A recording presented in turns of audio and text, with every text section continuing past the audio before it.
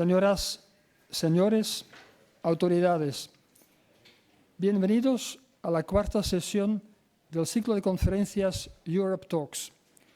Como ya es costumbre en este ciclo, empezamos cada conferencia con el himno de Europa. Les invito, por tanto, a ponerse de pie todos para escuchar el himno de Europa.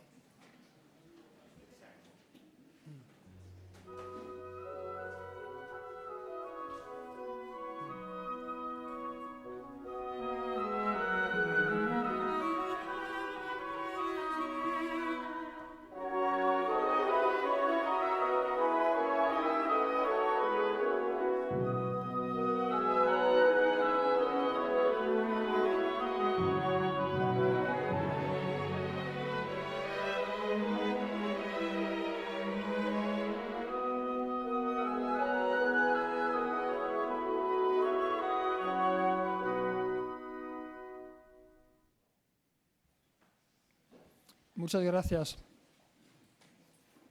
A continuación, les dirigirá la palabra respectivamente el señor Joan, presidente de la Oficina del Club de Roma en Barcelona, y el señor Pierre-Emmanuel Brusselmans, cónsul de Bélgica.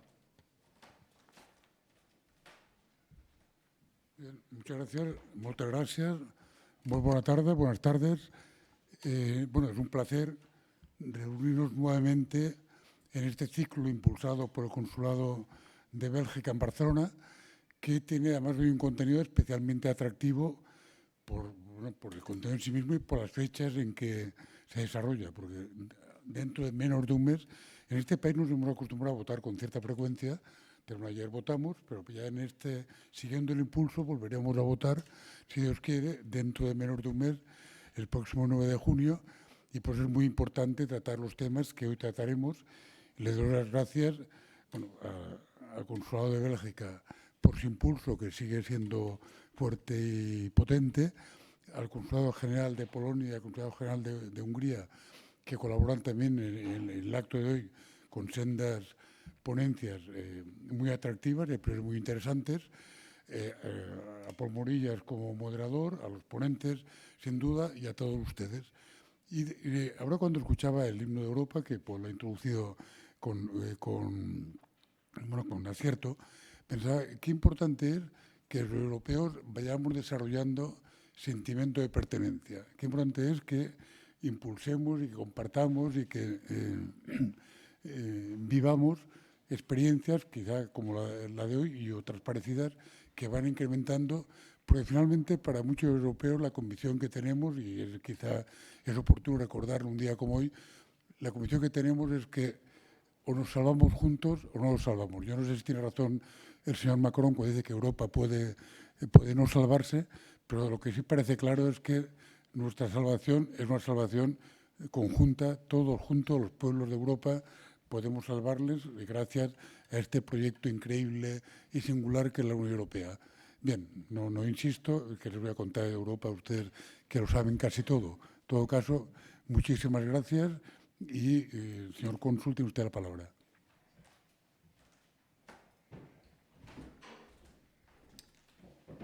Señor Presidente, Your Excellencies, dear colleagues, estimados amigos, amigas, ladies and gentlemen. It's a pleasure to be here with you again for this fourth lecture of our cycle of lectures, Europe Talks, that we initiated during the Belgian presidency of the EU. I will start by making a little bit of an advertisement for our next conferences, because we are unfortunately getting close to the end of our presidency. So on the 10th of June, we will have the pleasure to have here a journalist, Mrs. Carme Colomina, which is also a researcher, and she will speak about fake news. She's working together with CIDOB, and I'm sure that just after the elections, we will be very happy to hear from her how fake news can actually influence politics. Our last conference will be on the 18th of June. There is some advertising on the chairs for that. It will be our closing conference, and we will have 3 speakers, two of whom have worked with the former president of the EU Commission, Mr. Jacques Delors, who passed away a few months ago. That's why we decided to call it an hommage à Jacques Delors. And the third speaker He's a researcher from the Institute Egmont, the same institute as Mr. Sven Bisschop, who will speak today. And he will give you a little overview of what the Belgian presidency was able to achieve and what lies ahead of us for the next few years. Of course, the two other speakers will have a longer view. They will look at the méthode communautaire, which was initiated by Mr. Delors, and they will try to see how we can prepare or how Europe should be prepared for the future at a longer perspective. What should we do to make it still work and answer to the necessities of the day? Now, I take the opportunity, of course, to also thank our partners. Of course, la Fundación la Caixa, CIDOB, the delegation of the EU Commission, and the office of the Club of Roma here in Barcelona. I also have to mention that for the 18th of June, the last conference, the European Commission is very kindly offering us a very nice reception, which will be held afterwards here also at the Palau Macaya, and that will be a way to close our conference. Today's speakers, first of all, Professor Dr. Sven Bisschop, Professor Dr. Adam Olesch and Professor Dr. Agnes Vaz will enlighten us about geopolitics with a capital G. I have no doubt that the conflicts in Ukraine, Gaza, Ethiopia, Sudan, the Sahel, Haiti, Myanmar and Armenia have raised our awareness to the increasing international tensions and the worsening state of international security and cooperation. But the above-mentioned wars are only the most visible part of the violent conflicts which are raging today in the world. For citizens of the EU, this worrisome evolution is hard and unpleasant wake-up. Peace is neither evident nor self-fulfilling. We might have believed that after the fall of the Berlin Wall, the liberal democratic values would become the mainstream ideology, and that by sharing of similar values and a political system, the world would become a more stable and peaceful. Alas, 35 years later down the road, this seems not to be the case. Statistics of the International Crisis Center Group show that since 2012, war is on the rise. More people are dying in fighting than in decades. More leaders are pursuing their ends militarily and believe they can get away with it. So, what is happening?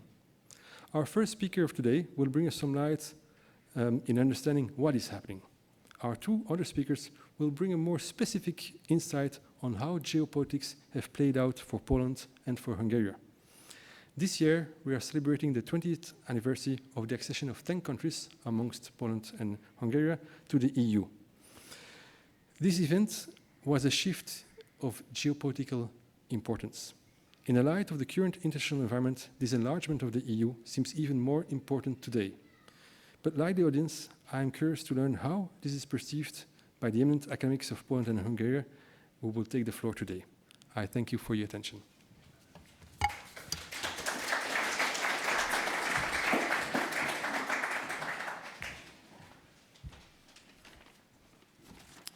Muchas gracias.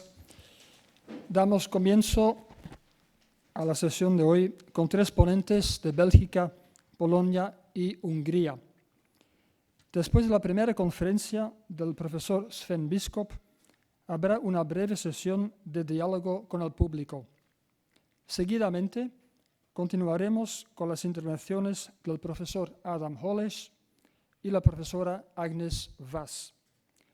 La sesión de la tarde se clausura con un debate entre los tres ponentes y el público. El señor Morillas, director de CIDOB, introducirá cada conferenciante y actuará como moderador de esta sesión. Con mucho gusto cedo la palabra al señor Morillas y invito al señor Sven Bisschop de tomar asiento en el podio.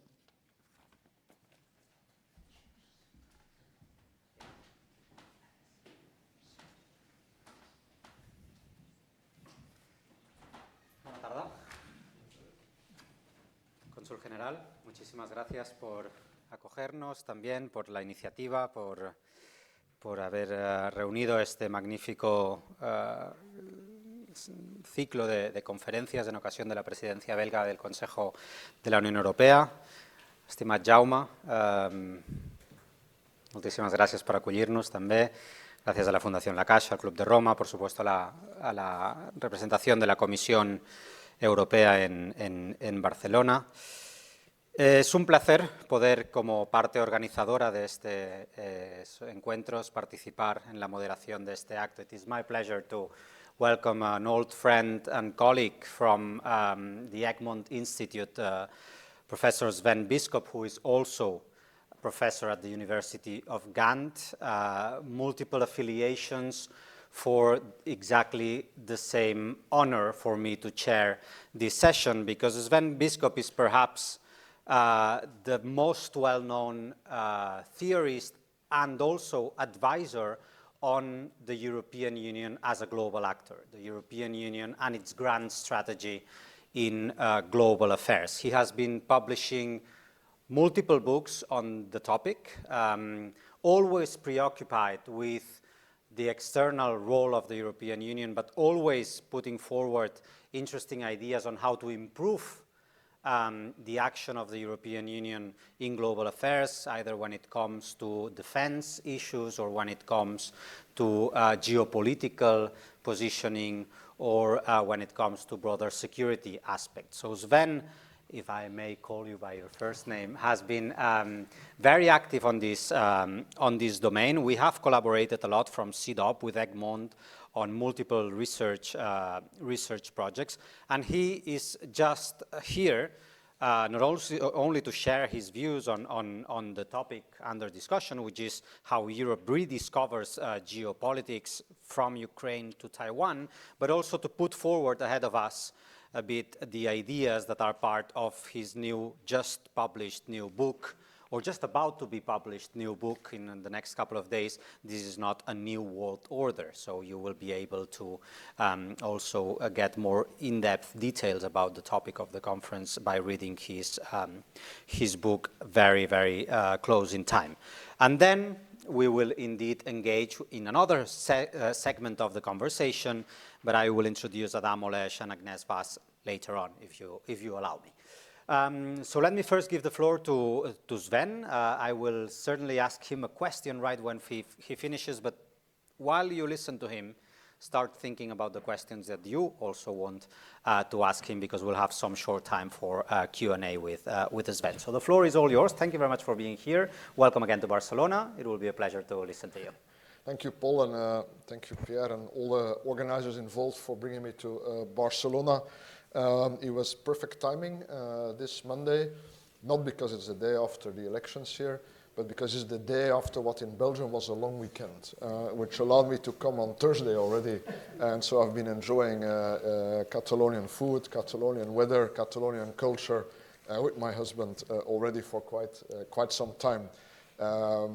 Tomorrow we sadly have to go back. So somehow I feel, well, you know, I've seen so much art, I've eaten so much food, in my mind sort of mission accomplished, but I have to give a lecture, which I will do now, and for which I will stand maybe, if I'm Very good. All right. All yours. So I can move around a bit. The rediscovery of geopolitics, yes. I mean, some people say, geopolitics is back. Of course, geopolitics never went anywhere. It just that many people in Brussels stopped looking at it. It's a bit like the weather. The weather is always there, but you can decide not to care about it. And then we Belgians know the day will come. If you always forget about the weather and never carry an umbrella, the day will come when you will get wet. And it's the same with geopolitics.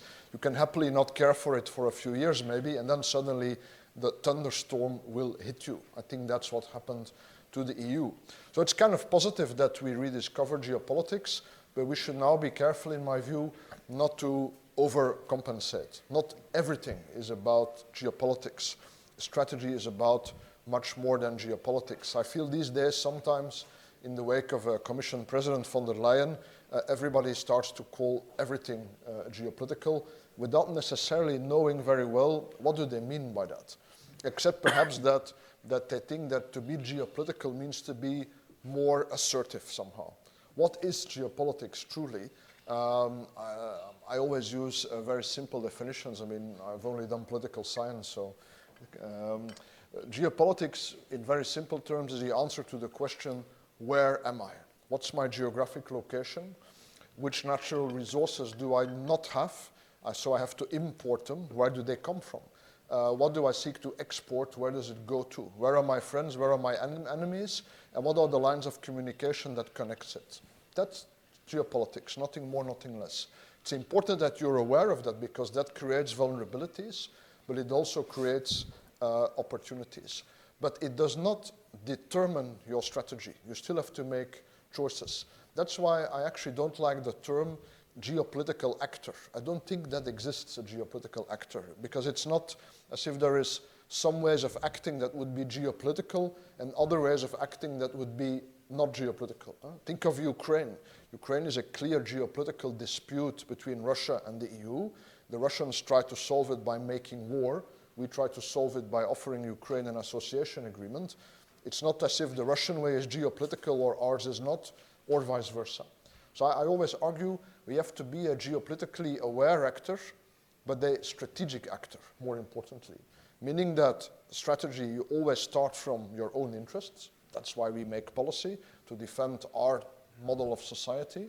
Then you have to be very aware of the environment, including the geopolitical environment. And then you make choices. How do I deal with this environment? What are my objectives? What will be my instruments? What are my resources? So this is more than geopolitics. For example, one of the biggest questions of our time, I think, is the role of China in world politics. Well, between the EU and China, there is no specific geopolitical dispute. We have many disputes about China's economic penetration, about its political influence, but geopolitically, we don't have any dispute. So the rediscovery of geopolitics, yes, but let's not get carried away either. There is more in life than geopolitics. There's more in life than academia, even as I've discovered these last few days. So second part of 3. Let me then take a quick look at what is Europe's geopolitical position these days, and how are we dealing with this strategically. And the third part, I'll try to look ahead to future strategy. I'll do a quick tour du monde clockwise, starting in Ukraine. In geopolitical terms, Ukraine was seen by the EU as a buffer state. We didn't say that because it doesn't sound so polite. We don't say, congratulations, you've been selected as the newest buffer state of the EU. It comes with a little subsidy and a visit by Charles Michel. No, but that's what it was, because nobody saw Ukraine as a future member state. The idea was always that Ukraine and the other eastern neighbors, Moldova, Belarus, and then Georgia, Armenia, Azerbaijan, that they would remain independent states in between the EU and Russia that ideally would have good relations with both. That project obviously failed because we now know that Russia never accepted this geopolitical conception of Europe. For Russia, it seems these 6 states in their mind remain part of their exclusive sphere of influence in which the EU was not allowed to meddle. This led, as we know, to war, and now the geopolitical position has changed, in my view.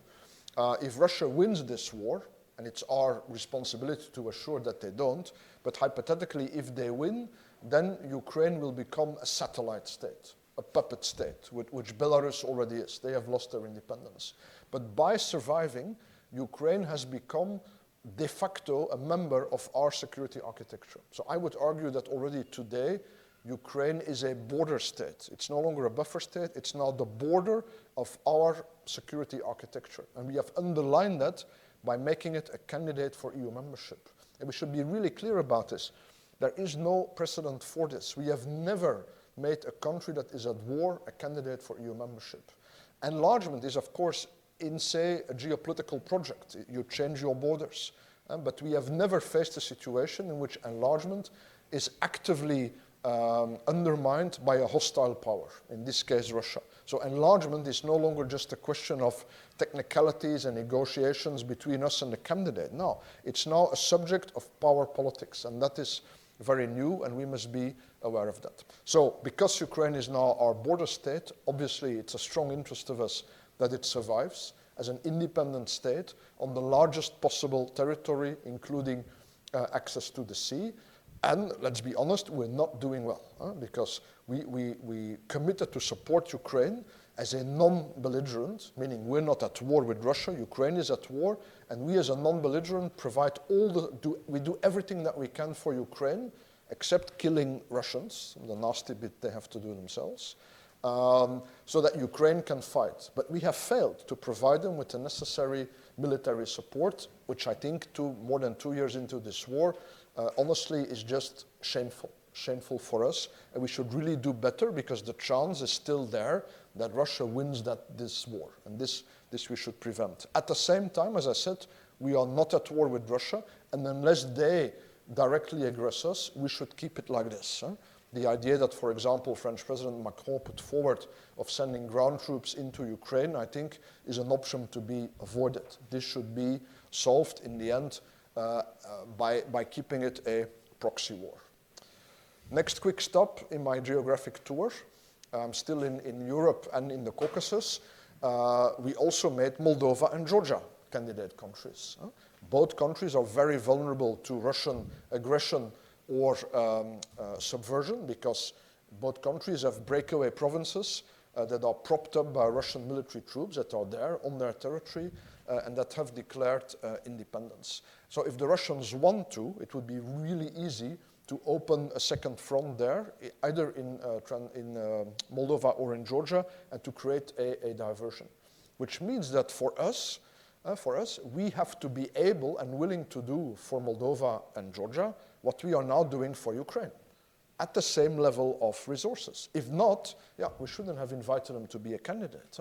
We can discuss whether this was a good idea. I think Moldova lies in between the EU and Ukraine, so if Ukraine holds, Moldova will hold. Georgia is a different case. It's not actually in Europe, in pure geographic terms, so you could say, was it a smart idea to plan to extend the EU beyond Europe? It is geopolitically isolated. It does not border on Europe. It borders on Turkey, which is a candidate country, but I think that in reality, Turkey will never join the EU. Turkey is a member of NATO, of course, but at the same time, it has a very special relationship with Russia. So in case that Russia aggresses Georgia again, we have now the responsibility to support it. But how do you get there? Through the Black Sea is not allowed. The Montreux Convention forbids access for Navy ships there. So you're dependent on Turkish permission, which may or may not come. But all of this is in a way not relevant anymore because we have accorded candidate status. So we must now prepare to support both countries, Moldova and Georgia, if they get in trouble. I continue my tour, Middle East. Middle East, had sort of really dropped down the order of priorities for EU foreign policy. Then 7th of October, the Hamas terrorist attack, of course, put it right back there. And we have reacted, many of us have reacted very clumsily, many European leaders, creating the impression that somehow we are siding quite exclusively with Israel, going against 50 years of EEC and EU foreign policy that was instrumental in having the legitimate rights of Palestine for its own state recognized. So it's very surprising that we managed to in a way, throw out of the window the acquis of 50 years of EU foreign policy, and now we are catching up. You could say that in geopolitical terms, our main interest there is, of course, that this region supplies natural resources that we need and sits right there on one of our main shipping routes through the Suez Canal and the Red Sea to the Gulf and to Asia. Now, it is a bit ironic in a way that it's the United States, which is a military ally of Israel, which we are not, that they are putting more pressure on Israel than we are, with limited results. That's another thing. And that they are also waging a much more effective regional diplomacy, trying to limit escalation. It is clear by now, I think, that the main players in the region, Saudi Arabia, Iran, are not seeking that escalation, or it would already have happened, but the chance is there. Both of their constituencies have to take it into account. The Saudis have for the time suspended the normalization of relations with Israel that was in the making. The Iranians are acting indirectly. They are using their usual clients, Shiite militias in Iraq and Syria, the Hezbollah in Lebanon and the Houthis in Yemen. They are using them to target the Americans and other Western players so that the Americans would put pressure on Israel.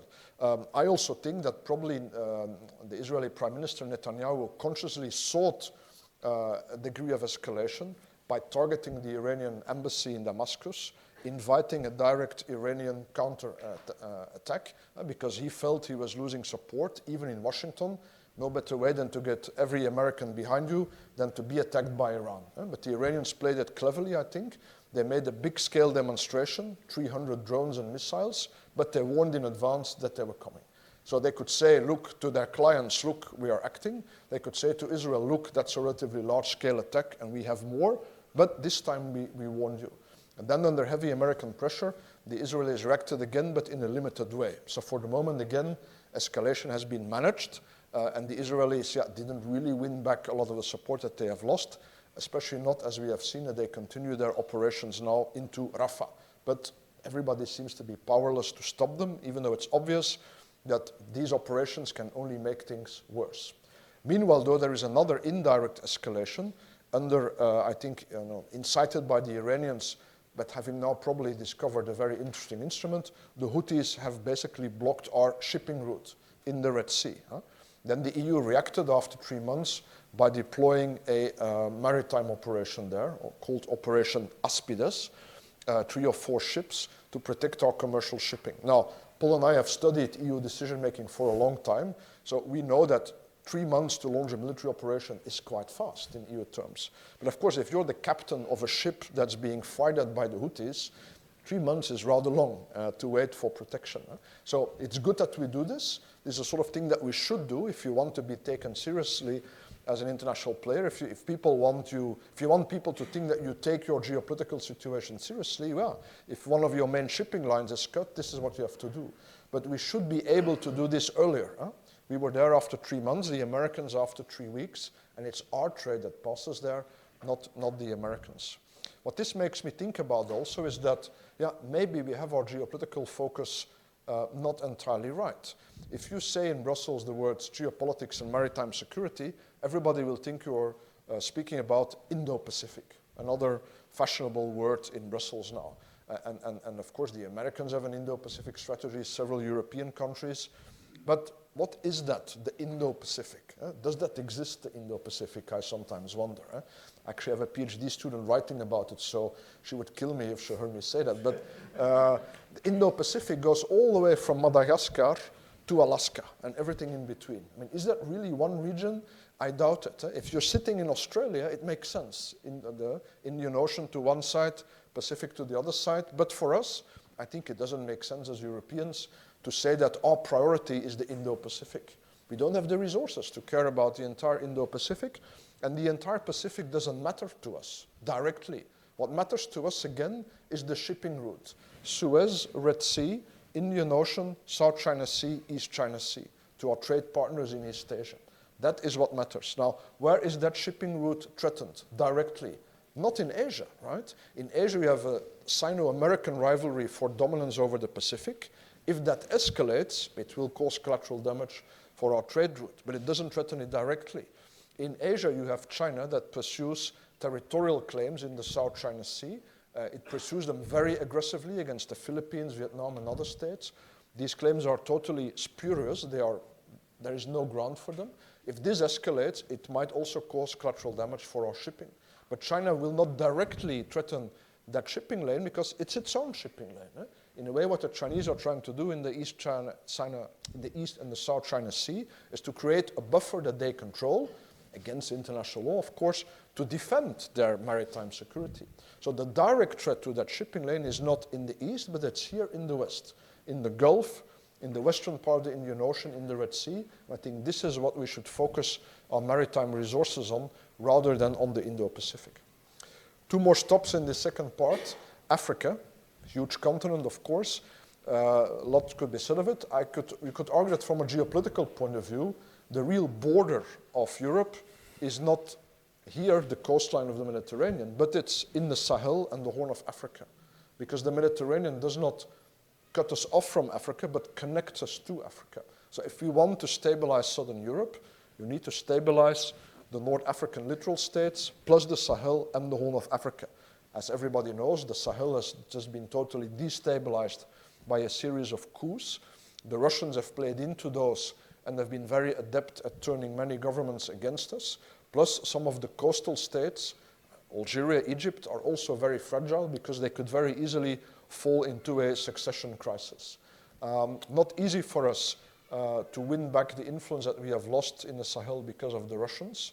We have been kicked out of some countries, and again, that have been quite ignominious defeats. We are now debating in the EU whether to stay where we still are, for example, in Mali. Many countries are against that. They see it as a waste of resources. I think Spain and Belgium are some of the countries that still support that military presence, because once you go, then you're gone. Huh? And the problem is that other players are already there. Russia, also China, the Gulf states, Turkey. And we need cordial relations with our neighbors because we have to manage migration, we have to manage our supply lanes, we have to manage the consequences of climate change. A huge challenge even to do it in cooperation with our southern neighbors. Probably impossible if we have to do it against our southern neighbors. So we have to find a way to restore influence in our southern neighborhood. Last geographic stop in the second point, I bypass Europe, so I land in Russia, Eurasia, and China. There is, of course, first of all, the Russian-Chinese relationship, about which I think we have to be very nuanced. The Chinese will not easily drop the Russians because they see them as indispensable partners against what they perceive as American dominance, but they will also never allow Russia to get them into trouble. In other words, the Chinese are trying to play, as I see it, a balanced game, doing enough for the Russians to keep them on board, but not so much that it would lead to a rupture with the United States and with Europe. And in a way, that's good news, because imagine that the Chinese would have said, oh, we will support Russia to the same extent that the Americans and the Europeans support Ukraine. Then we would now be in a new global Cold War. We and the Americans against the Chinese and the Russians. But that hasn't happened because the Chinese, obviously, I would say, prioritize the national interest. Meanwhile, Russia has basically weakened itself. They are, I mean, even if they would win the war against Ukraine, Russia will still remain a declining power, and the Chinese know that, and they're exploiting it, because having cut themselves off from the Western economy, the Russians are even more dependent on China, and China is forcing them to give them all kinds of economic concessions. So the solution of this war will obviously not come from China, but they could play a constructive role if it ever comes to negotiations. But my reading is that China is still getting used to what it means to be a great power. The Chinese are thinking what it learns to be an American. You're damned if you do, you're damned if you don't. The Chinese now have partners all over the world. Partners have expectations. Then sometimes these partners do things that you don't like, or your partners clash among each other. And the Chinese, whose habit is usually not to interfere, to let others fight things out, and if the others, while they are fighting, kick stuff off the table to scoop it up, you can't do that if you pretend to be a global great power. Think, for example, if you remember early in the year, there was an unexpected armed clash between Pakistan and Iran, two close partners of China, and then the Chinese intervened to say, guys, maybe cool it down a bit. Or they have new friends. Ethiopia joined the BRICS.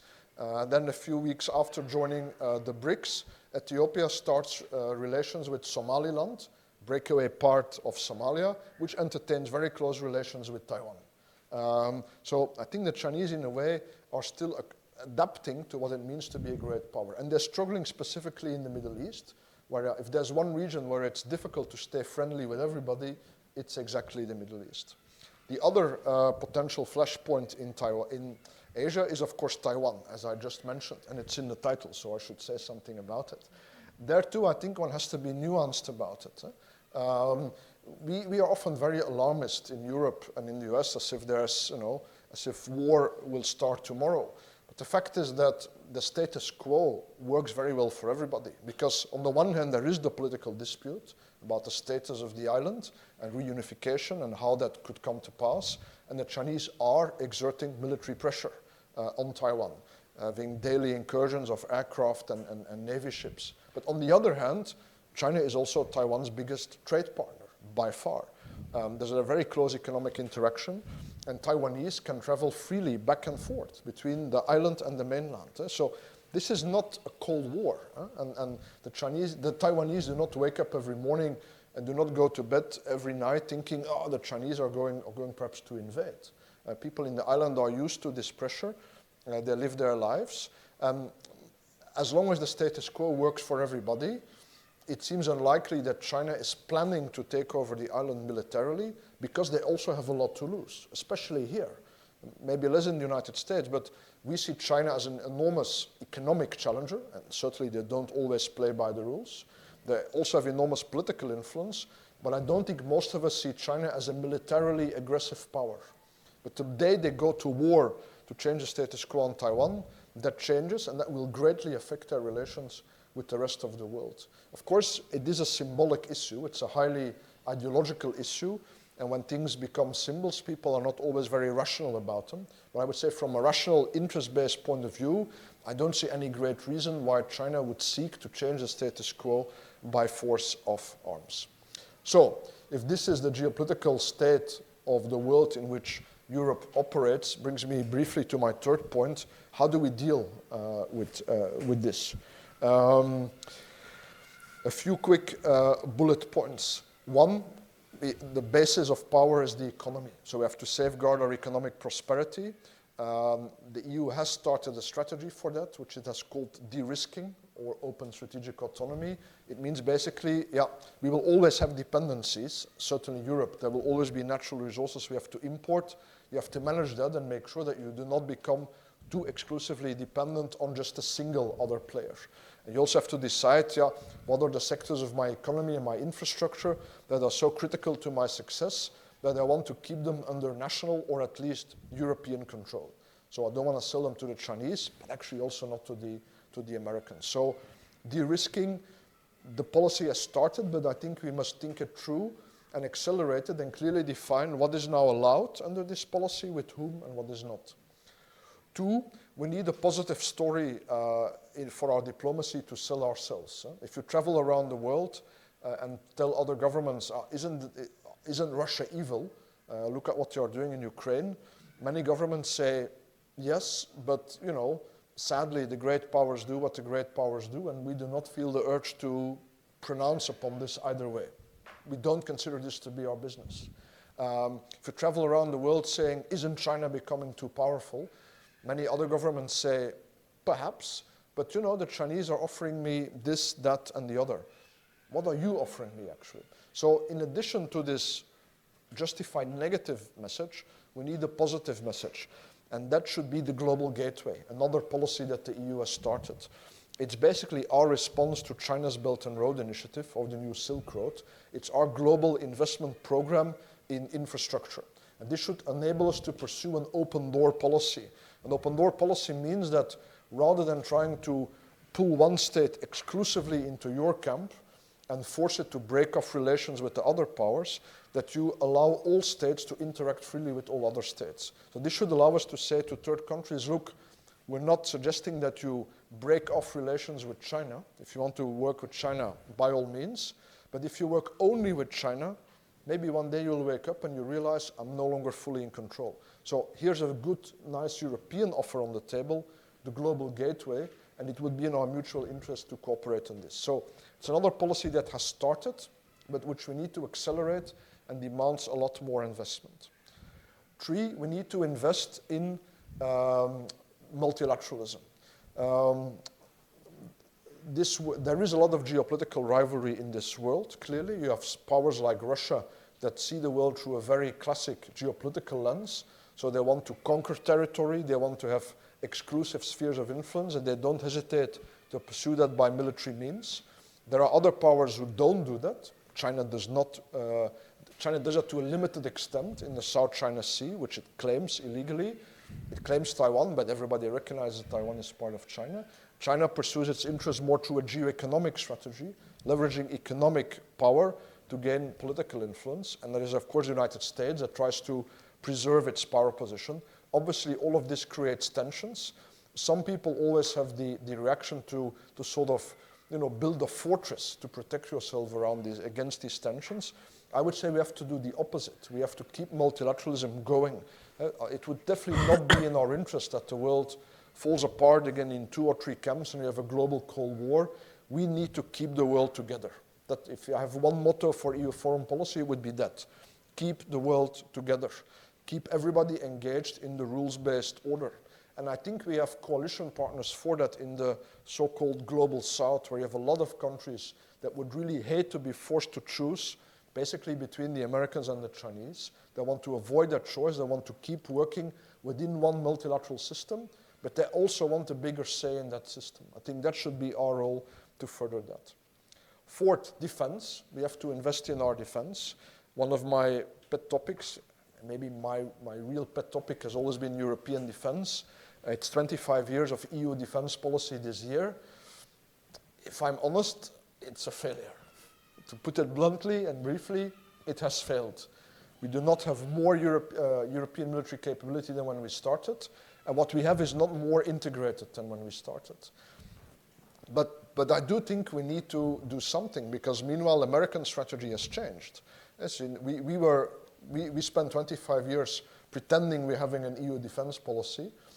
Meanwhile, under Obama, so not because of Trump, under Obama, American policy changed, and they said our priority number one is now China.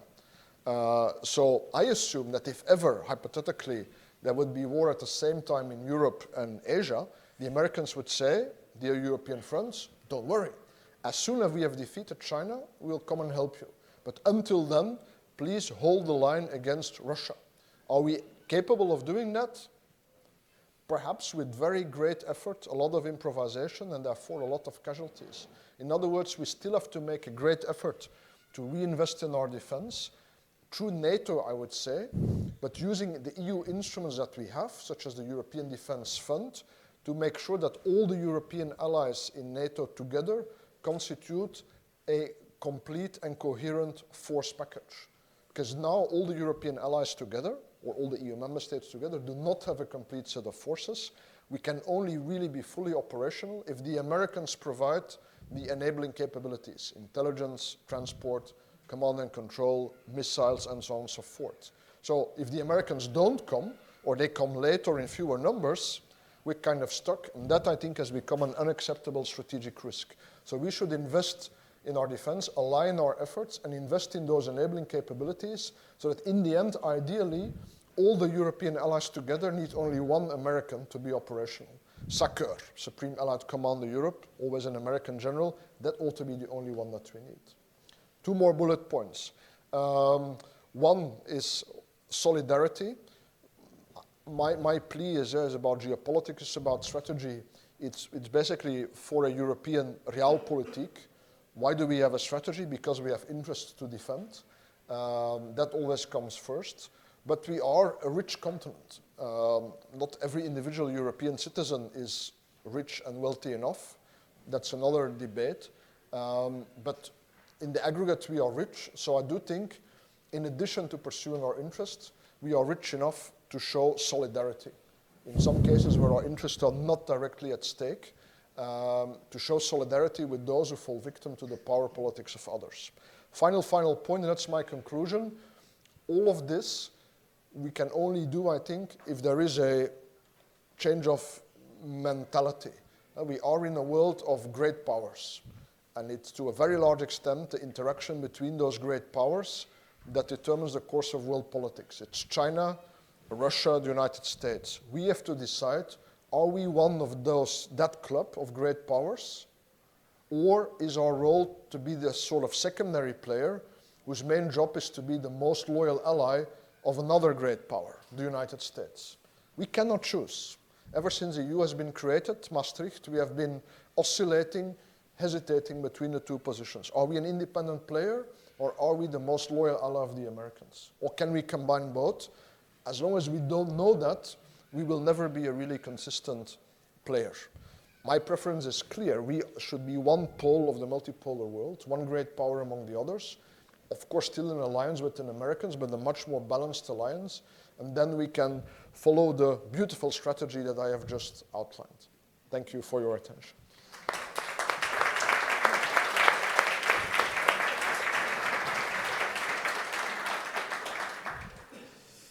Okay, thank you very much, Sven, for covering all this ground on geopolitics and also on Europe's role therein. I have one question, but before I ask it, and perhaps there's already plenty of questions, so I won't ask mine.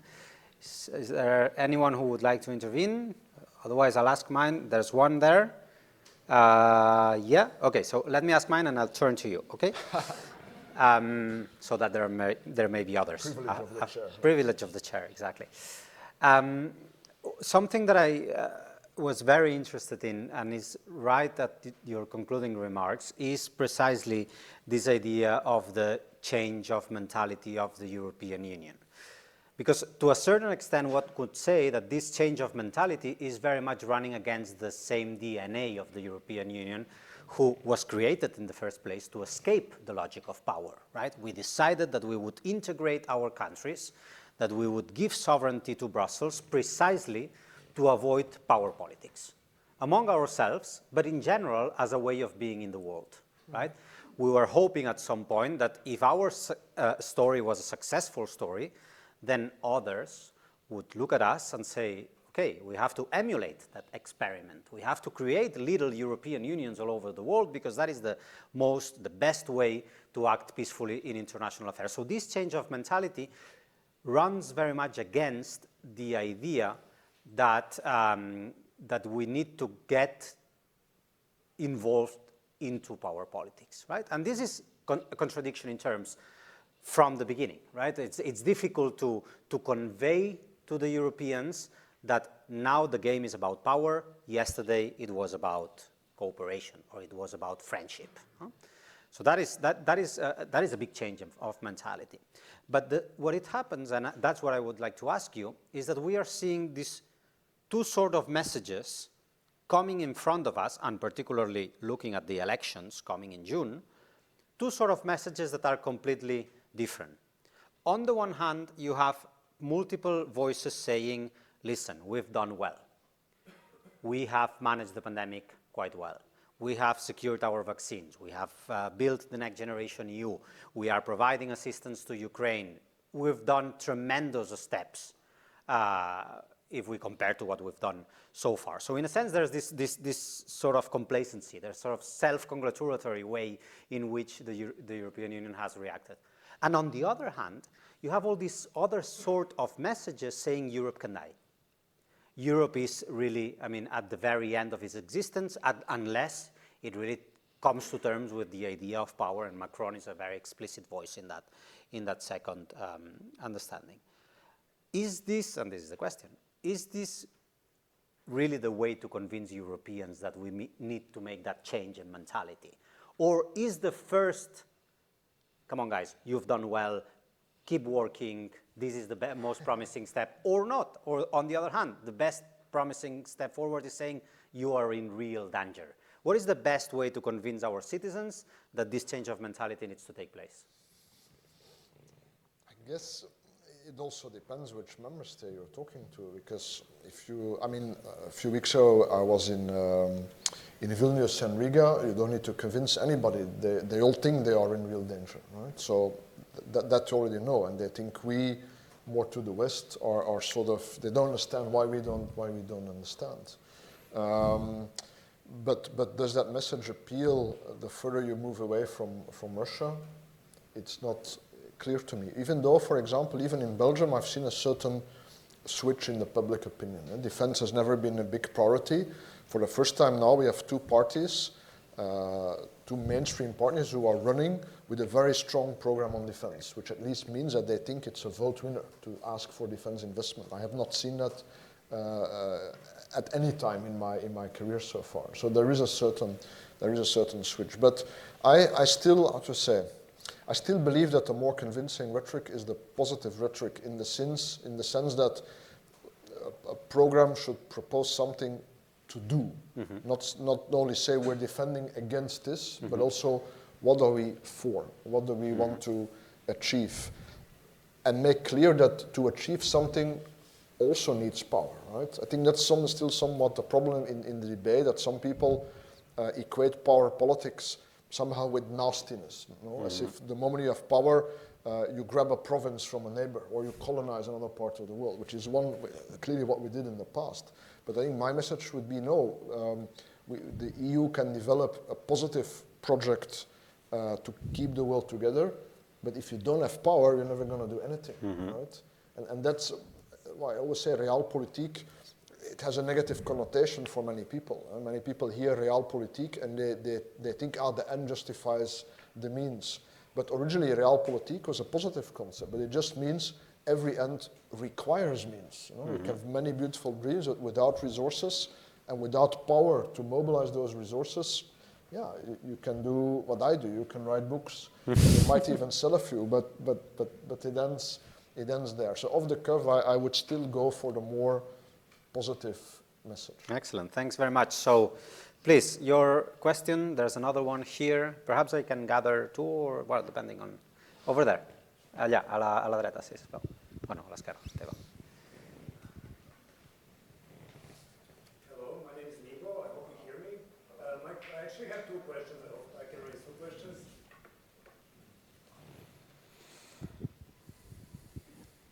One, two. A little better now, no? Yeah, we can So hear I actually have two questions. One is related to Ukraine. I would like to know, for example, from what you mentioned, what is the benefit now for the Europeans and for Ukrainians with the strategy that Europe took together with, let's say, the rest of the Western world, with the United States, of arming Ukraine and maybe not insisting on a peace agreement and a solution? So what are the current benefits 2 years and a little bit more into conflict? And the second question would be related to what you said about what's currently happening in Gaza. You said currently everybody seems to be powerless. So I would like to know why they're in that conflict. Why, for example, there's a whole set of activities that were applied for some other conflicts, including Ukraine, different kind of sanctions, maybe stoppage of trade deals and things like that. Why is that not applicable here? So that's my question. Thank you. You want to take these two, or? Yeah, go ahead. I mean, on Ukraine, look, I think until 2014, the first war and annexation of the Crimea, the West could have decided to abandon Ukraine. We could have said, or clearly it matters a lot to the Russians. Are we willing to pay the price for that? No, you can have it. But we didn't. After 2014, after the annexation, the EU signed the association agreement.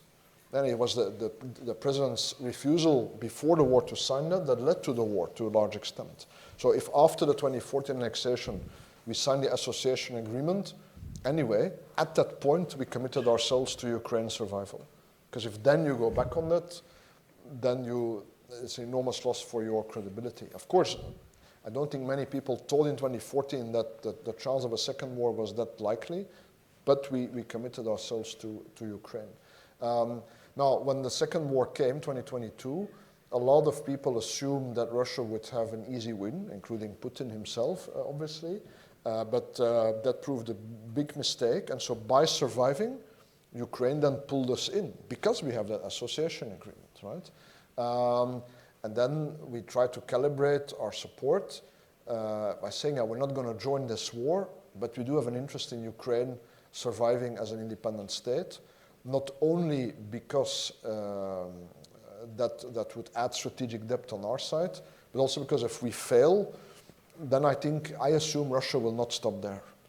I don't see such a direct threat to another NATO or EU member state, but I do think if Russia would win in Ukraine, then they would say, Moldova, Georgia, the other former Soviet republics. So I do think it is in our interest to hold Russia here. Where exactly is another question. I think the problem is, don't forget, Russia is still on the offensive. So the Ukrainians cannot just stop fighting. The Russians continue to attack.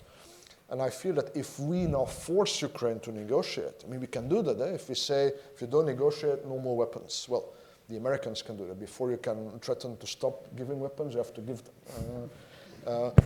If we force them, then I think the Russians would say, they're about to drop Ukraine, so now is the time not to negotiate, but to go all the way, and we can take all of it. So I think as long as the Ukrainians think that it makes sense for now to hold out and to fight, it is our responsibility to arm them, given that Russia remains on the offensive. Of course, the ideal end state would be that Ukraine manages to liberate all of its territory. That may not be militarily possible, and so there is a large chance that the conflict, one way or another, will end with, sadly, Russia still occupying part of Ukraine. But we'll see where it goes. On Gaza, very briefly, Why are we not doing much more than for Gaza? Because there is not that unity on policy towards Israel and Palestine that there is on Ukraine. Basically, as long as Germany and a couple of other EU member states continue to almost unconditionally support any Israeli government, whatever it does, it means we can never use the leverage that in theory we have, because we could exert enormous economic pressure on Israel. But there is no agreement, so all that we can do is for individual member states. I think both Spain and Belgium governments have actually done that, to make very clear statements. But yeah, we are a single market, so we cannot individually adopt economic sanctions. I regret that, but so I'm just outlaying what I see as the facts of the case. Mm-hmm. Excellent, thank you. Over here, sí, aquí. Sí, tomando como definición. Pero, un segundo, por favor, que se ponga el auricular. Just to make sure I get you. Tomando como definición geopolítica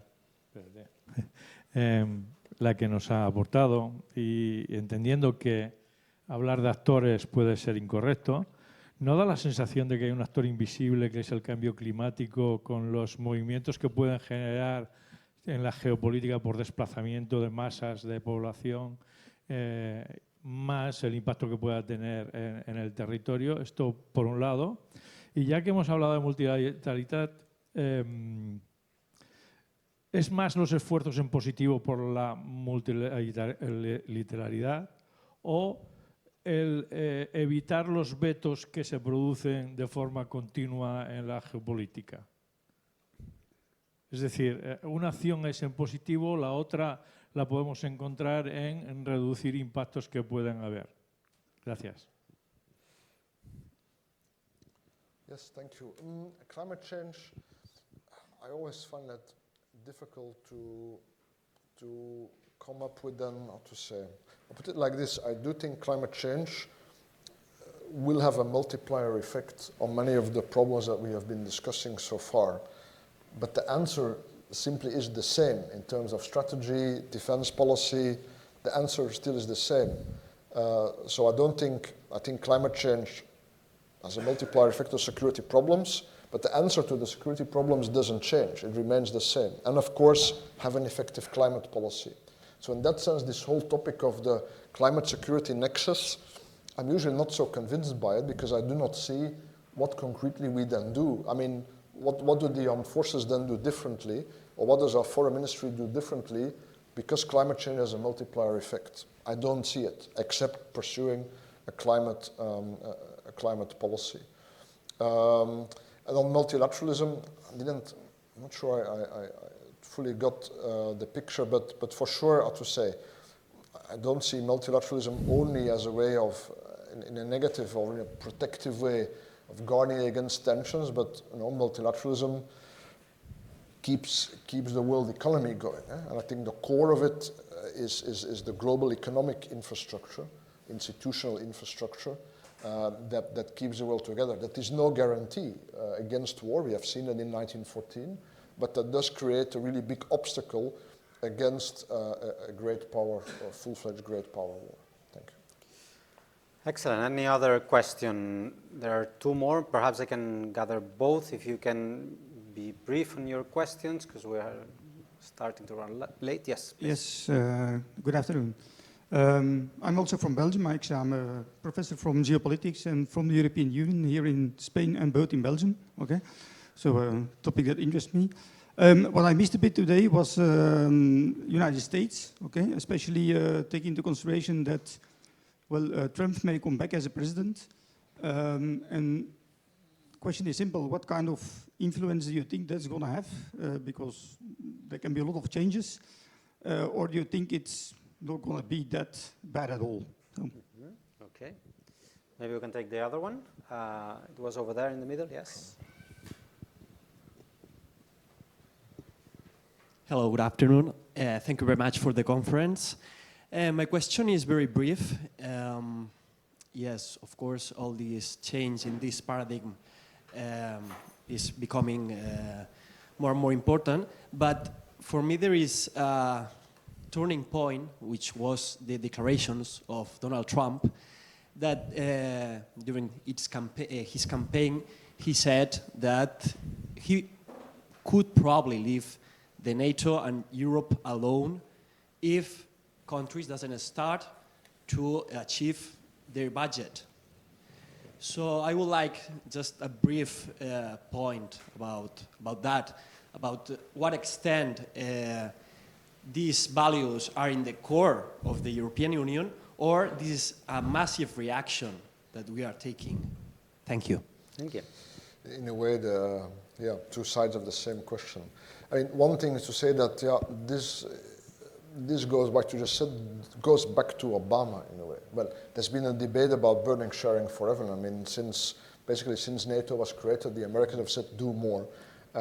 But since Obama, we know that we are no longer priority number one. China and Asia is priority number one. So we know that, and plus American defense planning has changed from focusing on the ability to fight 2 wars to fight 1 great power war at a time. So we know that will be the one with China. So in a way, Trump or no Trump, this has been American strategy since Obama, and had we been smarter, we would have been preparing for it militarily, but we haven't. And you could say, objectively speaking, because now everybody is talking about Trump, and I agree it's very relevant, but yeah, he has been president, of course. And what did it change? What did we do more? Not so much. Everybody rather told, okay, well, it's only 4 years, hopefully. Let's sit it out. And in fact, my big fear is that if Trump is re-elected, you will see the same reaction that we saw when he was first elected. Namely that instead of pulling together the Europeans, that quite a few Europeans will rush to Washington to try and deepen their bilateral relationship and to try to get some bilateral assurance from Trump, which will be worth nothing because the man himself doesn't know what his policy is, and the man himself doesn't know whether what he says in the morning will be his point of view in the evening, sadly. But I fear very much that's what we will do. What we ought to do, really briefly, is to beef up our contribution to NATO so that, to put it bluntly for the sake of the argument, so that if Trump is elected and the day after, he pulls every American out of NATO, the thing still works. Because we have prepared to fill the gaps. That is what we ought to do. And so not build a European army under the EU, but beef up our contribution to NATO, but use the EU instruments to allow us to do this. That would be sort of my view. In a way, ironically, Trump could be inspired by de Gaulle. De Gaulle in '66, he kept France in NATO, but he pulled out all French troops from the military structure. And Trump might do the same if you want. Leaving the treaty is not so easy, but calling back all his guys, that is in a way easier done. Excellent. So I think we've come to the end of this first segment of our conversation tonight. Thank you very much, Sven, for sharing your views. It's been an absolute pleasure to listen to you and to keep learning from you. So thank you very much, and join me please in a big applause to our speakers. Thank you. All right, so now we'll be moving into the second part of our session tonight. And this second part is held in collaboration with the Consulate General of Poland and Consulate General of Hungary here in Barcelona, to discuss the 20th anniversary of the biggest enlargement that the European Union has ever had. That was the enlargement that brought Poland and Hungary within the European Union, but also many other countries in 2004. And it's still a subject of discussion, particularly at the time when, as Sven has reminded us, we are promising other new countries to join the European Union. So in order to assess whether that enlargement was successful, it's very interesting if we can look at the experience of Poland and Hungary. So let me invite Professor Adam Holeš to take the floor, and then Professor Agnes Vaz as well from Hungary. I will introduce them both, and I believe Adam will speak first, right? So Adam is a research fellow in IBEI, the Barcelona Institute for International Affairs, a sister institution of CIDOB, also associate lecturer at Universitat Pompeu Fabra, working on Poland for a long time and coming to these days to terms with this successful story or missing parts of the successful story of the enlargement of the European Union. So Adam will speak first and then I will introduce our second speaker. Should I speak from here? Okay. As you wish. Okay. Because I step in a very big footsteps. It's not very usual that a professor can speak out of a scratch 45 minutes without using a paper. I had some papers. Thank you for making it so difficult. Great talk, excellent. Dear consuls, dear president, thank you for the invitation. Dear colleagues, dear guests, dear students, welcome. I'm very happy that you're here. As Paul mentioned, I will talk about the 20th anniversary of the Polish accession to the European Union. Okay? And I would like to start with a comparison. Okay? I see in the audience we have many local people, Spaniards, Catalan, right? How can you, in which point do we find Poland right now? And I think the comparison with Spain, it's a good way to start, right? Because Spain entered the European Union in '86. 20 years later, we are in the year 2006. Okay, 2006 in Spain. Let's remember, very energetic country, economy booming.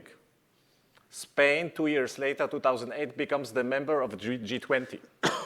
Very progressive government. Okay, same-sex marriage introduced in Spain 2005 after the Netherlands and Belgium. Okay, we have a very energetic society. Okay, and then we will talk later about what happened 2 or 3 years later. Poland entered the European Union on the 1st May of 2004. Okay, right now we celebrate the 20 years. It took a little bit longer Poland to join the European Union. Spain entered, when we take as a starting point of the regime change, the '78 constitution, it was 8 years. Poland needed 14. Why? Mainly because of the economic backwardness. It was much more complicated. The real socialist economy, that was something different than the Franco dictatorship in the economic terms, right? The Western states didn't really want that Poland enters fast, not because they were afraid, but maybe it's too big and too poor. So let's look what happened in the last 20 years. And maybe I usually do interactive things. Who from the audience have been already to Poland? Okay, around 25%. Okay, that's very nice. Please visit. Why? And those of you who went to Poland, maybe for example in the 90s, if you travel around Europe, in Poland you can see the biggest change. How positive European Union membership can be. Okay, the Poland of the 90s, it's gray. Okay, for example, Hungary had Budapest, the Czech Republic had Prague. These were already developed cities, right? Poland, under the communist rule in the 80s, it was a very huge economic crisis. And since the entrance to the European Union in 2004, we see an economic boom. What happened? The GDP doubled. 2021, Poland surpassed Portugal. And there are economic experts saying that it will surpass Spain in 2025. Okay, so we have very important developments. Poland's unemployment rate right now lies, it's around 2.8%, as in October 2023. Okay, Poland had an unemployment rate of around 20. We know it, people who live in Spain, we know it. We also had to fight with this problem. Poland, when it joined 2004, the Western states were so afraid of the Polish workers that they blocked the markets. For example, Germany and Austria. Who allowed the Polish workers to come was the UK. Okay, so we had really huge problems. This changed right now. Very low unemployment rate, and it attracts foreign workers also from the European Union, something which was very difficult to imagine 10 or 15 years ago. Then Poland is one of the countries which best uses European Union funding. Okay, it uses is, Spain was also good, but Poland apparently, when you look at empirical data, did it a little bit better. No? Infrastructure, mainly highways, renovating of the cities. Poland didn't invest so much, for example, in trains as Spain did. Okay, it was more the highways. Thanks to this success, the Polish society is known as one of the most pro-European in Europe. For decades already, over 90% saying that, they are in favor of the European Union integration. Okay, so what was the impact of Poland on the European Union? Until now, Poland was quite shy, okay, in the European structures. We have two Polish politicians which really did an impact. One of them is Donald Tusk, or Donald Tusk in Polish. Maybe can you switch the pictures, because I broke this to here. You have this here. Okay. You want to use it, yeah. Donald Tusk, who was the president of the European Council between 2014 and 2019. I mean, most of them will know it. By the way, I stole the picture from the page of CIDOB. That's fine. And the other one is Jerzy Buzek, who was the president of the European Parliament and was also responsible for the European Union energy policy. Okay. Why is Jerzy Buzek important? He was one of the first who warned of the energy dependency on Russia. Okay, and he developed already some alternative mechanisms before the full-scale invasion in 2022.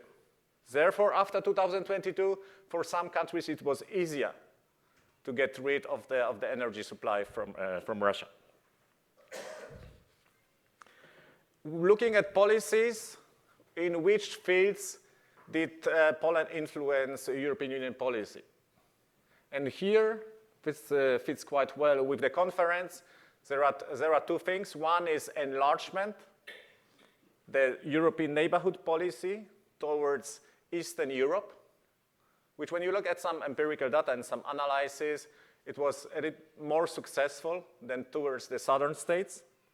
Okay, for example, the Eastern Partnership was a real success. Poland was also, we talk a lot about Ukraine here, Poland was also a strong advocate that Ukraine joins the Western structures.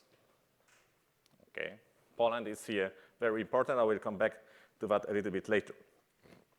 And the second point, besides enlargement policies, this neighborhood policy, is the question of security.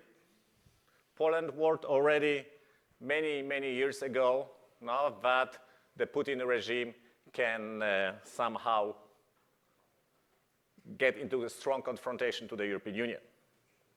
Okay, Poland was allowed at, it was not really taken seriously, and we all remember the 24th February 2022, it was not sure if Putin will attack or not, right? The CIA, the Americans apparently said this will happen, but we remembered what happened with the Iraq war. No, but in that moment, when Putin invaded Ukraine 2022, something switched, and Poland started to be taken seriously in the European Union. So let's take a look maybe on things which didn't go well, because not everything was a big success. So the Polish society, for example, is very mobile. It's getting richer, but it's not getting so rich, but it's not leaving the country for in moving to Western Europe. Okay, there are still some migration flows now which dry out Poland, and this is in general now because we also take a look at the 2004 enlargement. This is a big problem in Central and Eastern Europe. Okay, but qualified people leave no, and go to the Western states.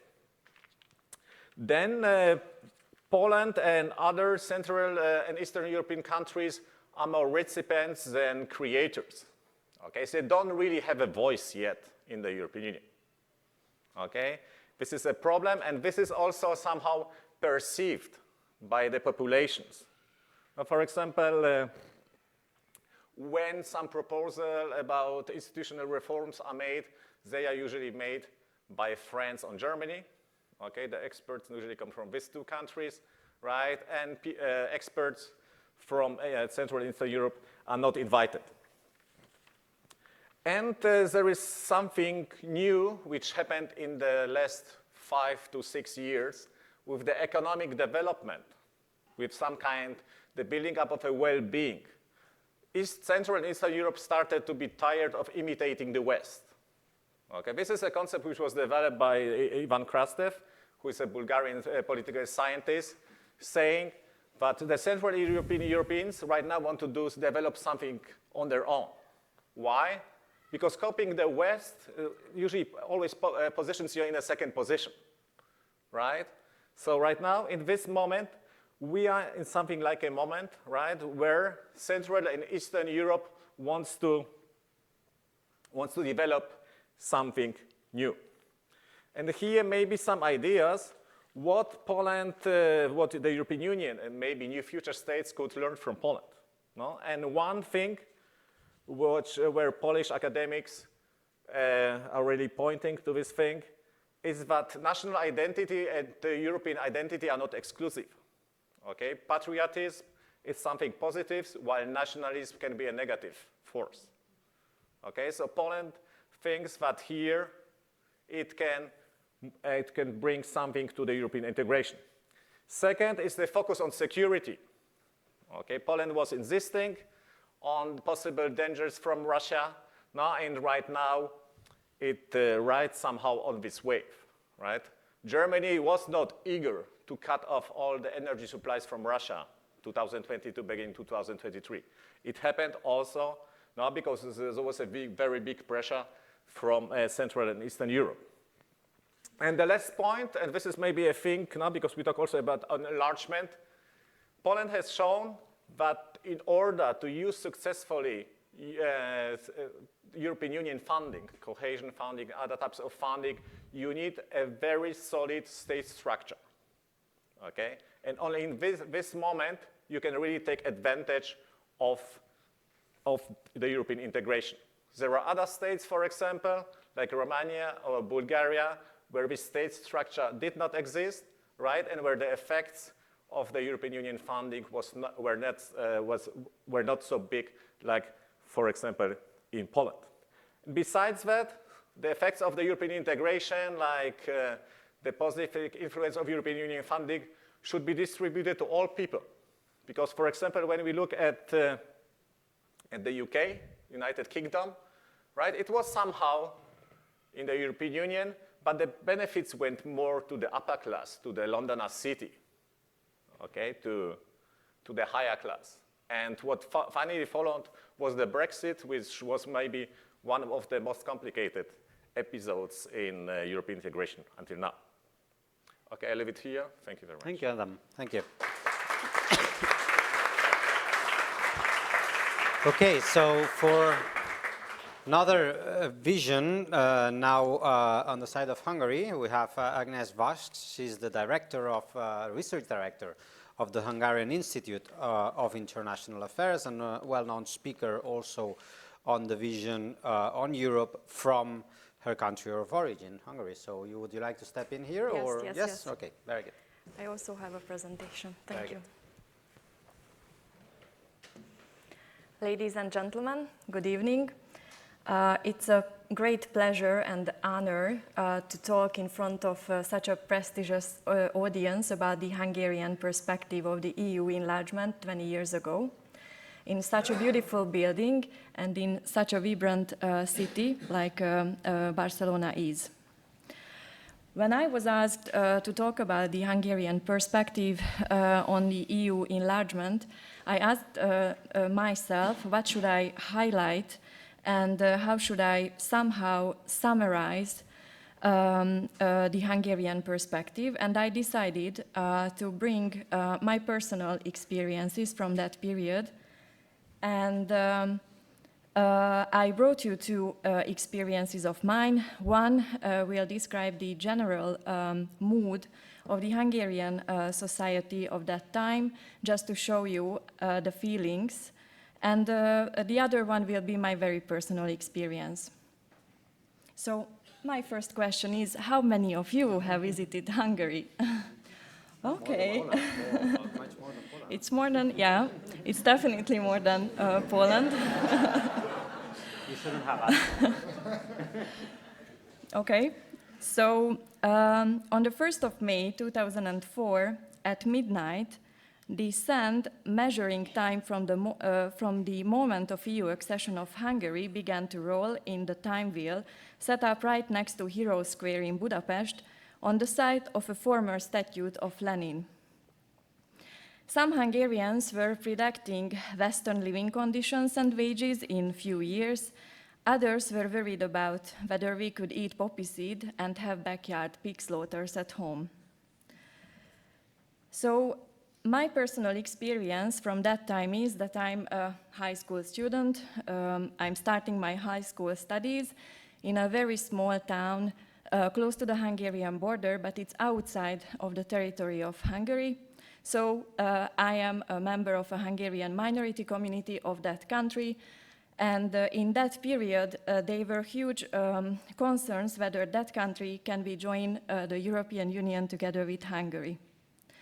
So starting my high school studies, my parents motivated me to work hard because I will be able, hopefully, to apply for prestigious Hungarian universities or maybe to Western Europe.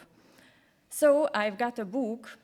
It was a history atlas, and the gift giver wrote a very special message into that book.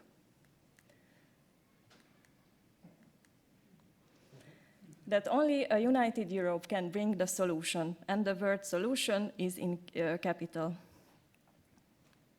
So since then, a lot of things happened.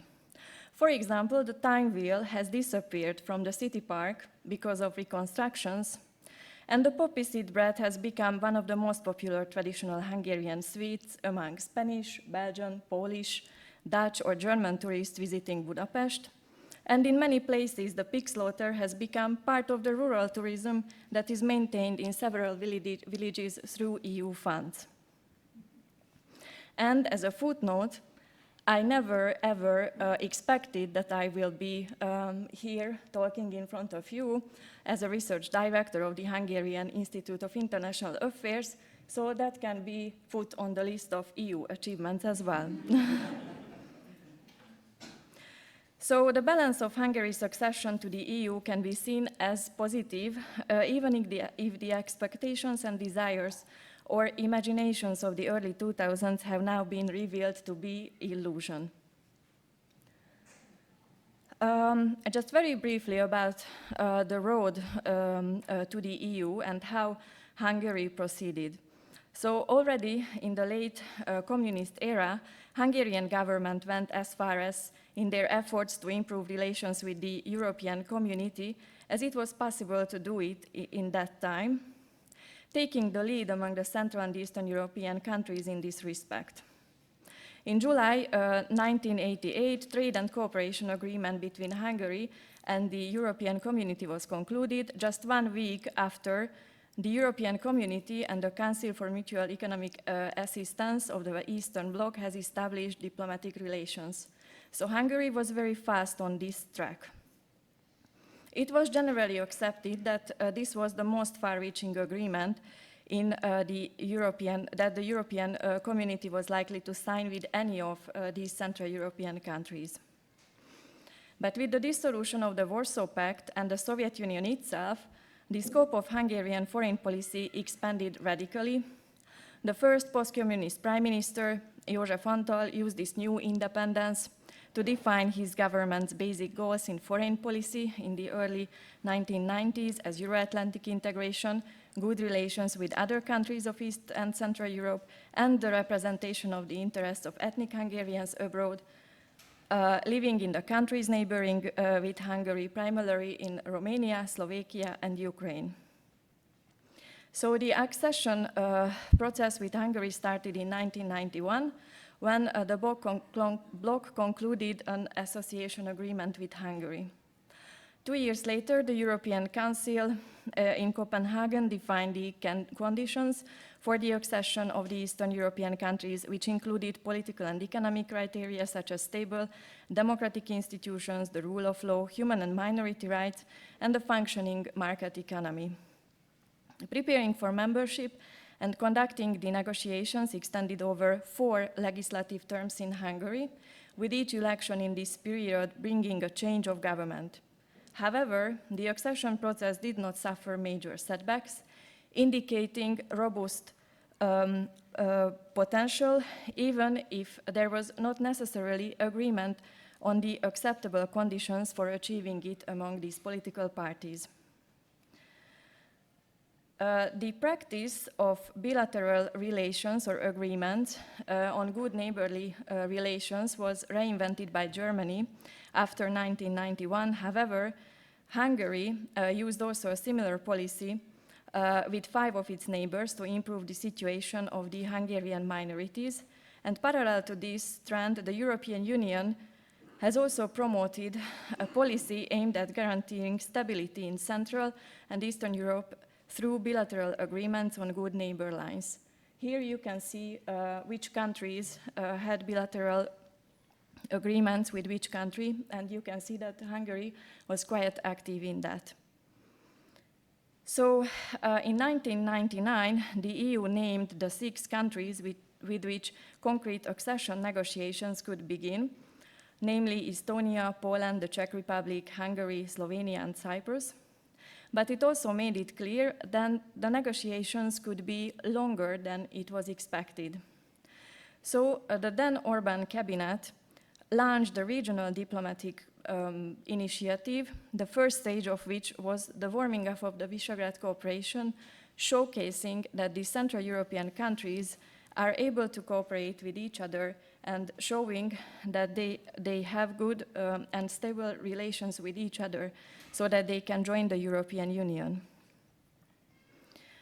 Accession negotiations were successfully concluded in 2002, and in Hungary there was a referendum in 2003.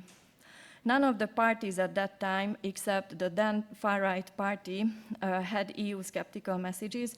The aim was to make it a successful, non-partisan issue. So all parliamentary parties campaigned in favor of accession, and it was a very successful campaign because, as you can see, the turnout was not that high, but the majority of Hungarian voters supported Hungary to joining the European Union. So, as the result, Hungary joined the EU together with other countries in 2004. Here I show you some pictures from the archives. This is the message of Viktor Orbán that Hungary joined the European Union. And these are sometimes funny, sometimes a little bit like not that funny front pages of newspapers from that day in Hungary. So what does the EU mean to Hungary? This is, you most probably recognize, the building of the Hungarian National Museum. There is an exhibition titled 1,100 Years in Europe and 20 Years in the EU. So there is no doubt that the EU membership has brought countries countless values to our daily lives, beyond economic catch-up, freedom to work, study, travel, improve living standards, security, stability, and much more.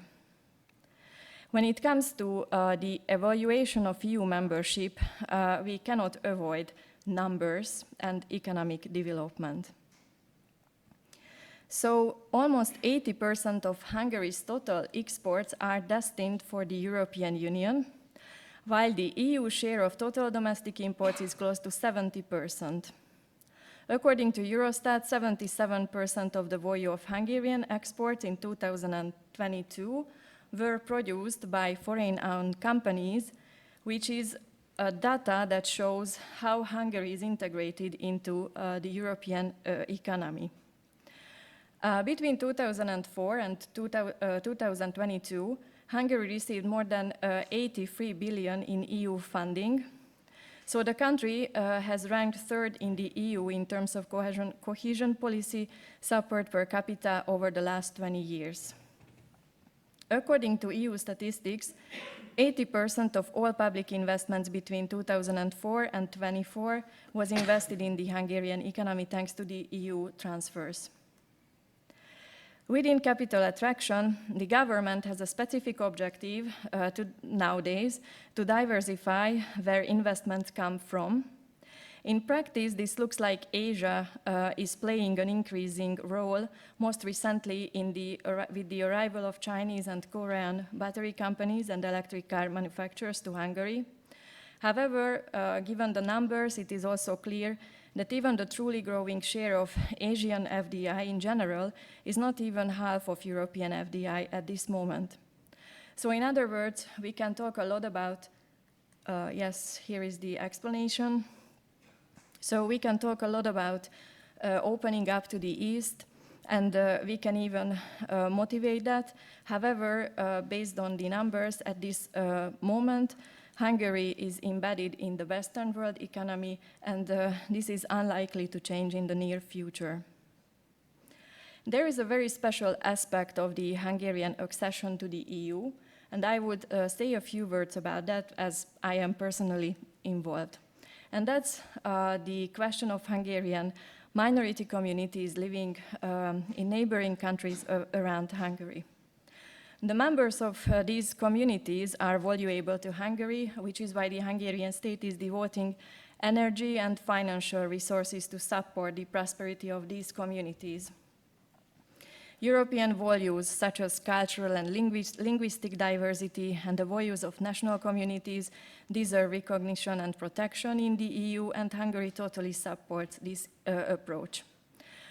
The EU accession of Hungary itself was a dilemma within the Hungarian politics because the borders between Serbia or Romania became external Schengen borders as well, which divided Hungarian communities from the kin state. However, the EU membership of Hungary and its neighboring countries has brought about positive changes in many respects, but no comprehensive solution has been achieved for the problems of Hungarian minorities living abroad. That's why Hungary also supported the accession of other neighboring countries or their ambition to join the European Union. However, besides some positive effects, it must be noted that following the EU accession, the situation of Hungarian communities has become a little bit worse in certain countries, but let's hope that it will be developing. Going back to the accession and before the accession, there was a problematic question because some political powers within Hungary were not supporting the fact that the Czech Republic and Slovakia would also like to join together with Hungary to the European Union, and that's because of the Beneš decrees. However, here is a quote from Orbán saying that this question cannot be contextualized or cannot be approached from the context of the EU accession. It has to be handled differently, and that's why Hungary also supported and partnered the accession of these countries as well. And why I'm talking about this when I just mentioned the economic effects of the Hungarian EU membership, the reason is that Hungary contributed and supported the accession of neighboring countries. However, in case of countries that are not able to join to the European Union because of some reason, Hungary is also supporting those communities and in this way the economic prosperity of that region. So one good example is the Hungarian agriculture, because Hungarian agriculture and Hungarian farmers have experienced the level of wealth creation and development through EU accession that is basically unprecedented in history. And the know-how accumulated in this way is being also transferred towards regions where Hungarians living, but those countries are not members of the European Union. There are two examples. One is this Prosperitati program, which is aiming Vojvodina region, and the other one is the Egan Ede program, which is aiming Zakarpattia region in Hungary. And I just read a research. I was not able to put it here, but there was a research analyzing the results of this Egan Ede program, and the participants, these Hungarian business owners, told to these researchers that the support they received through these funds is good not only for their own businesses, but it is also helping them to integrate to the broader supply chain and have business and trade-related relations not only with Hungarian, but also, for example, with Ukrainian business partners as well.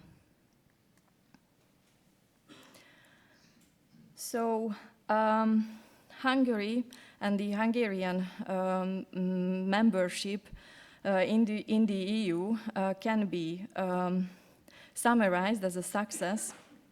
And just a few words about the Hungarian EU Council presidency, which will start soon.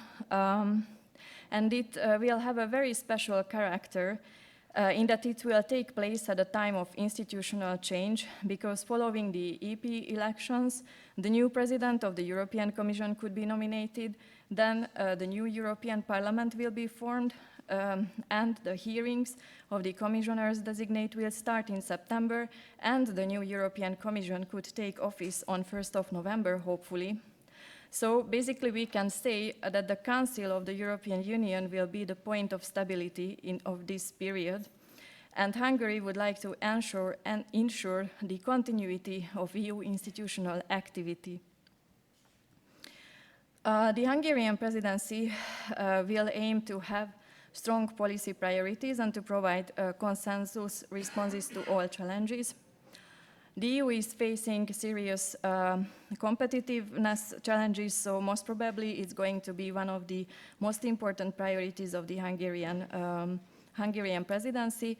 And then the focus will also be on defense and security policy and the strengthening of the European security and defense policy based on the European defense industry, tackling demographic challenges, managing migration, especially the external dimensions, and also the enlargement and to keep the Western Balkans region close to the EU will be one of the aims of the Hungarian presidency.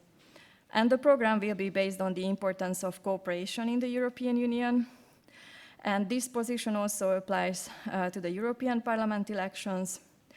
And noting that the elections are likely to be followed by significant political changes, we will see. But Hungary will act as a fair mediator and will seek common solutions to common European problems. So although in retrospect, most of the expectations associated with EU membership seem to be a little bit naive, and the exaggerated dreams have now been buried, even after a minor setback, the EU is still one of the most popular and most important political institutions among Hungarians. These are data from last autumn saying by Eurobarometer that 76% of Hungarians think that the EU has an impact on their daily lives. 54% think that the EU membership is a good thing, and 73% think that the country has benefited from it. Thank you very much. Thank you.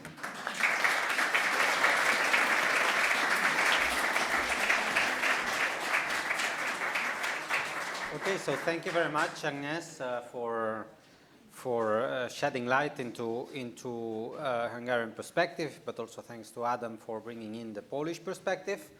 Now we have some time before 8 p.m. for some remaining questions from the audience. Who would like to say a few words on both presentations, on the state of play of both countries? Over there, one question, please, here in the front.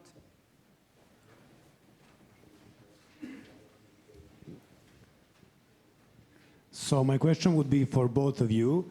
We know that there are some, especially lately, ideological differences between the governments of both Poland and Hungary and the rest, let's say, more liberal countries within Europe. So how has that actually affected your perspective within the European Union, potential, and your place right now? Did you feel the effect, especially two of you, because you're obviously in it, so you know more than, let's say, a regular citizen? Thank you. Would you like to answer to this first? Or? Yes. Yeah, go ahead, and then I'll collect another question. I would also bring one of my personal experiences. Despite we feel that on the governmental level, there are some distances, bigger distances between these two governments. However, it's important to understand that right now the Polish government is a coalition, so there are different political parties. But based on my experience and on our level, I would say, on the level of researchers, we also see that communication is needed. And when we explain our stance or the Hungarian stance, and then the Polish researcher or expert can react to that, and then we listen to their opinion or stance, then we can bring these closer to each other. So I would say that more communication might be good. Adam, would you like to? Yeah, from my side. Yeah, this is completely true what you meant. Poland from 2015 to 2023 was considered as a backsliding country in a rural conflict with the European Union. However, for the Poles, it's never that the whole population is in favor of a government, right? So in Poland, the PiS government, 2015, came into power. Some scholars call it something like an electoral accident because the left couldn't come in. However, later they introduced some kind of social policies which were liked by the voters. And 2019, they got really a very good result. And this is where really the rule of law conflict with the European Union started. However, as you know, in October 2023, there were elections in Poland, and one of these guys, Donald Tusk, won the elections, right? And right now, Poland is a completely different moment. Right now, Poland is in a moment where they want to revive the so-called Weimar Triangle. This was created in '91, France, Germany, and Poland.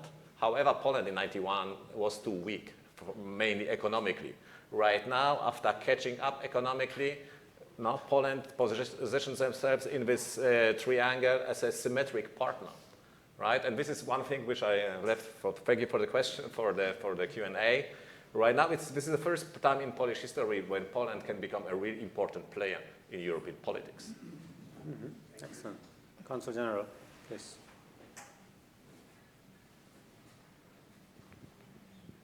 Thank you very much for your intervention and for the Polish and Hungarian perspective. Now, as you just mentioned, there have been times where the Polish government didn't completely see eye to eye with most of the European governments, and let's face it, it can also sometimes be the case with the Hungarian government. Now, we all have our internal elections, we all have policies and parties which have their own dynamic. But I was wondering, when we look at what is happening in Ukraine, and the new, let's say, way how the Russian policy is starting to be developed in the neighboring countries, wouldn't that be maybe one serious drive or serious engine to actually push the European governments, the Hungarian government and also the Polish government, as to try to find more consensus and to do more things together? Because let's face it, Russia is 130 million people, strong army, even if they are getting weaker and weaker. But if you compare their army compared to each European country's army separately, we probably wouldn't stand a week. And Russia, and Hungary and Poland, you're also much closer to Russia as well. So for those reasons, wouldn't you agree with me that there might be a momentum as to maybe try to come closer, or to bring, let's say, the West Europe and East Europe closer to each other, as to find more consensus as to the common, let's say, danger which lies rather close to us? Thank you. Thank you. Please. Maybe this time I can start. So in the Polish society, there is a consensus that Russia is a danger for the European security structures, and there was a consensus already after 2022. So there was not a big problem. There was somehow an intent of the older government, right, to make a commission and to check the influence of Russia on Donald Tusk, who I just presented. Due to the American pressure, mainly also the European pressure, this committee was resolved. It was not influential in the elections. However, this is also very important because we're talking about 20 years in the European Union. For Poland, the integration into the NATO was always more important than into the European Union. Why? Now, because Poland was part of the Warsaw Pact, right? And Poland always, the Polish elites always were afraid that Russia, maybe after it gets through this period of economic weakness in the 90s, right, under Boris Yeltsin, then with Vladimir Putin, that it gets stronger, it will have again appetite, right, to reconstruct its former sphere of influence. Therefore, Poland was one of the first countries which really fulfilled, and this one of the public also mentioned it, Donald Trump, 2% of GDP for the NATO. Poland is right now by 4.5. It's on the second position, right? And Poland somehow, and this is maybe what the Germans don't like so much, pushed also the Germans and other Western countries to grow their military spending.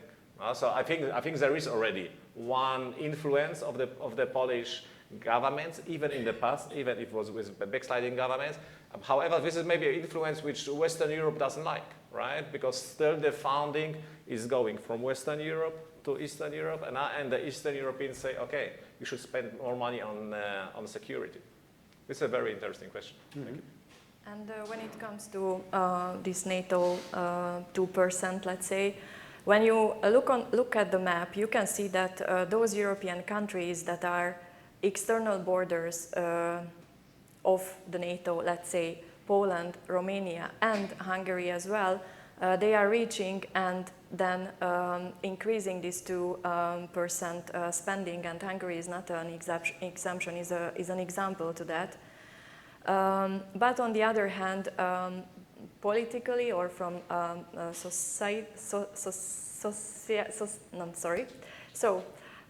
from political and historical point of view, it's different because Hungary's position towards Ukraine is a little bit complicated because, for example, the minority community living there, it's hard to have like an opinion that is not in favor of their status, or it's endangering their status in the country. But your original question, I think, was that I think that there is going to be a change in this situation because the front is changing very, very rapidly, and sooner or later there must be a solution to this question. Excellent. We have perhaps time for one more if there's any missing question you'd like to ask. No? Okay, then maybe I'll ask it myself. Then. No, and one thing that I think it should be missing, it's missing in the discussion, but I think it would benefit from some more clarity from you is what you mentioned at the beginning, linking it to the thinking of Ivan Krastev, right?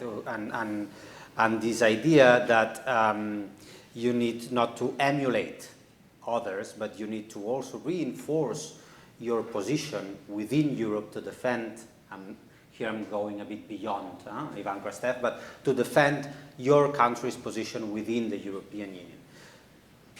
But of course, that is a double-edged sword, right? I mean, because by doing that, you can also endanger the unity of the European Union and thus the capacity of the European Union to be an actor, right? And precisely, Poland, previous to the current government, and Hungary still under Orban, have on many occasions played the role of taking the best possible outcome out of the negotiations in Brussels, no matter what the general outcome for the European Union should be. We've seen that with the Middle East peace process recently in Hungary. We've seen that with the cohesion funds. We've seen that with the pandemic recovery fund.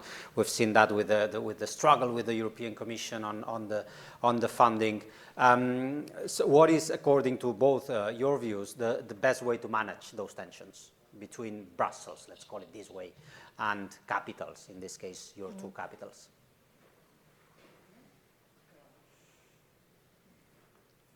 I mean, what we saw, what we still see in Hungary is somehow, right, there were some successes, there were some positive things which happened in Central and Eastern Europe. However, this was the first time a real attack on the rule of law of the European Union.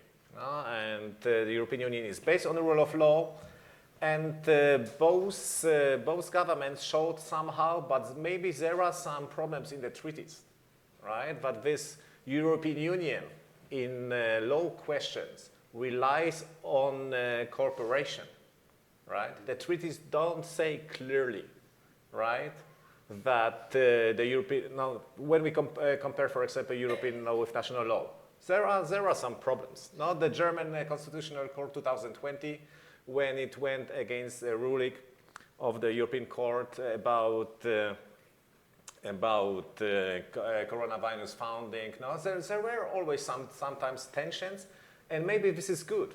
But we have seen through this peace Fidesz attack where the problems are in the European structure, and maybe we can try to fix it before there are other attacks. If there are maybe more member states which are not happy with the treaties as they are right now. Excellent. Maybe the last meeting of the V4 prime ministers could be mentioned as a good example, I don't know. But there was this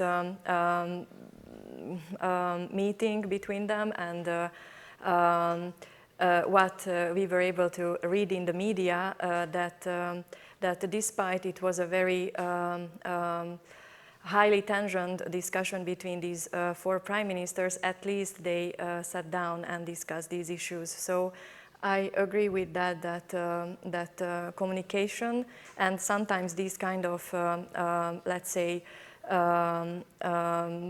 hard situations can somehow move forward the whole idea of the European Union in a longer term. Okay. If I may add something, so right now, in the last 2 years, there were freezing of European Union funding, right? They froze funding of the Polish state, they froze funding of the Hungarian state. This is not really effective. However, this is effective in one point. All the member states which want to follow the Hungarian or former Polish example, they know that the funding can be frozen. So maybe it will help them from the beginning. So we'll make them think already before that. So I think we did already this step. Even if this funding, freezing of the funding maybe right now is not so effective, it is effective, right? Because other member states maybe will think twice. Okay, excellent. We've been very disciplined on time, so thank you very much to both of you for sharing your views. From my side, it's only to conclude by thanking, of course, the three speakers, Sven, Adam, and Agnes, for being here, for joining us in this Europe Talks series of events that we've organized together with the Belgian consulate here on the occasion of the Belgian presidency of the Council of the European Union. And let me remind the audience, since you will not be here, I will be speaking in Spanish, but for you it's not a problem. Pero la última sesión de este ciclo tiene lugar precisamente el día 18 de junio, así que en poco más de un mes, en el que haremos un homenaje a Jacques Delors y tendremos ocasión también de hacer un momento de celebración, de clausura de la presidencia belga y debatiremos precisamente hasta qué punto en los desafíos actuales de Europa el método Delors, ¿no?, el llamado método Delors, sigue siendo una buena fórmula para avanzar en la integración europea. Esto será el martes 18 de junio a las 6 de la tarde, así que están todos invitados e invitadas, así que muchas gracias y un placer que nos hayan acompañado.